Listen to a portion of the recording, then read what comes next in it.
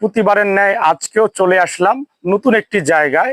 আজকে প্রজেক্ট ভিজিটে এসেছি নওগাঁ জেলার আত্রাই উপজেলায়, যেখানে প্রবাসী জনাব মোহাম্মদ হাবিব ভাই দীর্ঘদিন যোগাযোগের পর আমাদের আস্থা বিশ্বাস ভরসায় আমাদেরকে সুযোগ করে দিয়েছেন ওনাকে সার্ভিস দেওয়ার জন্য।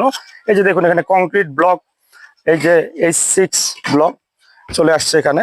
এই H6 লোড বেয়ারিং ব্লক দিয়ে ওনার এই স্ট্রাকচারটি নির্মাণ করা হচ্ছে। অর্থাৎ আমরা বরাবরই যে স্ট্রাকচারগুলো নির্মাণের সহযোগিতা সার্ভিস দিয়ে থাকি সেটি হচ্ছে রিনফোর্স মেশনারি স্ট্রাকচার, অর্থাৎ লোড বেয়ারিং ওয়াল স্ট্রাকচার। বাংলাদেশের 49টি জেলায় আমরা এখন পর্যন্ত এই রিনফোর্স মেশনারি স্ট্রাকচার নির্মাণ করার জন্য সার্ভিস সাপোর্ট দিয়ে আসছি দীর্ঘদিন যাবত। তো আসুন ঘুরে দেখা যাক ওনার অ্যাকচুয়ালি কি কাজ এখন চলমান। এই যে দেখুন ওনার এখানে যে কাজটি করা হচ্ছে, এটি ফাউন্ডেশন, অর্থাৎ একতলা যে স্ট্রাকচারটি এখানে নির্মাণ করা হচ্ছে তারই ফাউন্ডেশন, অর্থাৎ আরসিসি স্ট্রিপ ফুটিং, এবং এই স্ট্রিপ ফুটিং এর ভার্টিক্যাল রিবার গুলো ওভারঅল প্লেসমেন্ট কমপ্লিট হয়ে গেছে। আর অ্যাকচুয়ালি আমাদের দায়িত্ববোধ কি, একটা বিল্ডিং এ ব্লক আমরা সাপ্লাই দিয়ে দিলাম, মিস্ত্রি পাঠিয়ে দিলাম, এতে আমাদের দায়িত্ব শেষ নয়। তারই প্রমাণস্বরূপ আমরা দেখাতে চাই যে দেখুন আমাদের ফাউন্ডেশনে আমরা অ্যাকচুয়ালি ইঞ্জিনিয়ারিং সার্ভিস কিভাবে দিচ্ছি। আজকে এই ফাউন্ডেশনের রিভারগুলো মিস্ত্রি সাহেবরা আমাদের প্লেসমেন্ট করেছেন, ফাউন্ডেশনগুলো ঠিক আছে কিনা এগুলো দেখার জন্য ইঞ্জিনিয়ারিং টিম চলে আসছে আমাদের। এটিকে সুপারভিশন করে মনিটরিং করে যে অ্যাকচুয়ালি কোথাও কোনো প্রবলেম আছে কিনা। আমরা বরাবরই বাংলাদেশের যে কোনো জায়গায় এই সার্ভিসগুলো দিয়ে থাকি। তো এখানে যে স্ট্রিপ ফুটিং এবং ভার্টিক্যাল রিভারগুলো প্লেসমেন্ট কমপ্লিট হয়ে গেছে। দেখুন আগামী কালকে এই ফাউন্ডেশন যেটি করা হয়েছে এটি ফাউন্ডেশন কাস্টিং করা হবে। তো সব থেকে বড় কথা হচ্ছে এখানে যে স্ট্রাকচারটি করা হচ্ছে এই স্ট্রাকচারে একটি ক্রিটিক্যাল ওয়ার্ক করা হয়েছে। This is very sensitive work. এটি পিছন সাইডে দেখুন, ওই যে পিছনের যে জায়গাটি দেখা যাচ্ছে ওনার বিল্ডিং এর, এটি অ্যাকচুয়ালি একটি ডাউন লেভেল। অর্থাৎ এখানে যে আমি গ্রাউন্ডে ওনার আসি, এখন প্রেজেন্ট যে গ্রাউন্ড লেভেলে আসি, এই গ্রাউন্ড থেকেও ওই ওনার পিছনের যে ওয়ালটি আছে এটি 10 ফিট লেভেলের তারতম্য আছে। অর্থাৎ এখান থেকে 10 ফিট নিচে ওই পিছনের ওয়ালের জমির মাটি। আসুন আমরা ওই ক্রিটিক্যাল ওয়ার্কটি আগে দেখতে চাই। ভিউয়ার্স এই যে দেখুন এখানে আমরা ঠিক এই বিল্ডিং এর পিছন দিকটায় চলে আসলাম।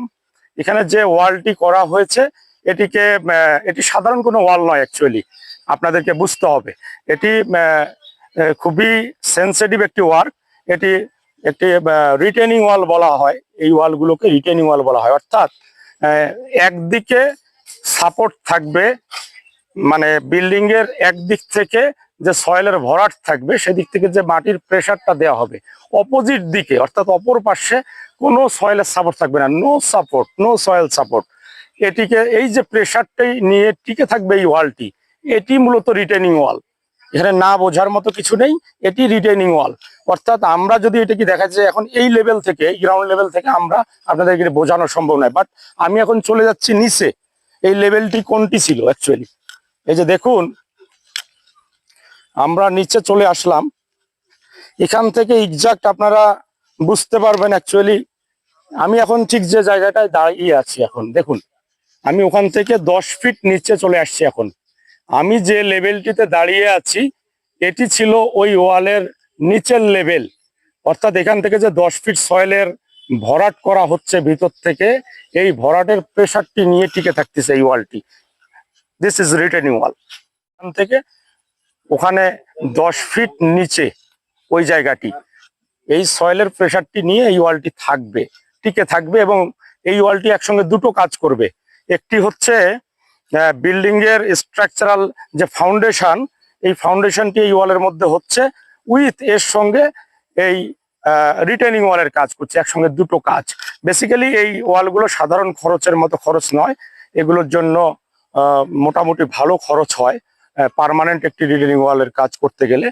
বেসিক্যালি প্রতি স্কোয়ার ফিট রিটেনিং ওয়ালের পারপাস আপনার কস্টিং হবে ইঞ্জিনিয়ারিং অ্যানালাইসিসে প্রতি স্কোয়ার ফিটে 550 টাকা কস্টিং হয়।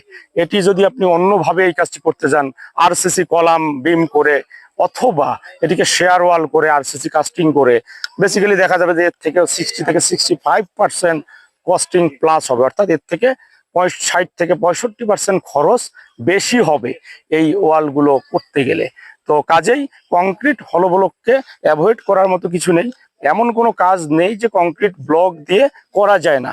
এটির প্রপার ইউজার হতে হবে, এটিকে প্রপার ইউটিলাইজ করতে হবে, প্রপার অ্যানালাইসিস থাকতে হবে, সো দ্যাট আপনি এই কাজগুলো বিভিন্ন অ্যাঙ্গেল থেকে বিভিন্নভাবে বিভিন্ন ধরনের কাজে কংক্রিট হলো ব্লককে বা কংক্রিট ব্লককে অ্যাপ্লাই করতে পারবেন। একতলা ফাউন্ডেশনে যদি কেউ কংক্রিট ব্লক দিয়ে এই বিল্ডিং গুলো নির্মাণ করতে চায়, বর্তমান সময়ে তার ইঞ্জিনিয়ারিং যে এস্টিমেটিং অ্যান্ড কস্টিং আসে প্রতি স্কোয়ার ফিটে 900 টাকা করে তার খরচ হবে।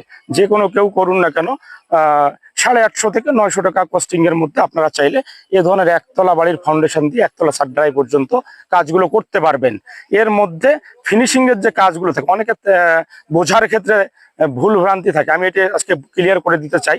এই যে কস্টিংটির কথা বলা হয়, এই কস্টিং এর মধ্যে কোনো ফিনিশিং বা এডিশনাল কস্টিং থাকে না। যেমন ফ্লোর ঢালাই, প্লাস্টার এটসেট্রা এটসেট্রা, পেইন্টিং কাজ পর্যন্ত যে কস্টিং গুলো থাকে, এটি প্রত্যেকটি বিল্ডিং এর জন্য এই এডিশনাল কস্টিং বা ফিনিশিং কস্টিং এর কাজগুলো আছে, অর্থাৎ শুধু এই বিল্ডিং এর জন্য নয়। অতএব এই কাজগুলো বাদ দিয়ে, এই এডিশনাল কাজ বা ফিনিশিং কাজগুলো বাদ দিয়ে এই স্ট্রাকচার গুলোর জন্য প্রতি স্কোয়ার ফিটে আপনার 850 থেকে 900 টাকা খরচের মধ্যে আপনি ছাদ ঢালাই দিয়ে এই কাজগুলো কমপ্লিট করতে পারবেন। ধন্যবাদ, আজকে এই পর্যন্তই। আগামীতে নতুন কোনো কাজের ভিডিও নিয়ে আসবো নতুন কোনো জায়গায়। আসসালামু আলাইকুম।